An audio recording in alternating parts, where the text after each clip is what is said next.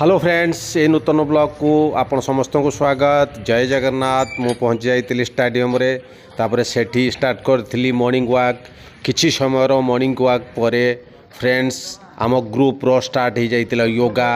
आम समस्त मिसिकी योगा करूँ तापर किछि डांस पर मु पुणी फेरी घर को पहुँची जाइली।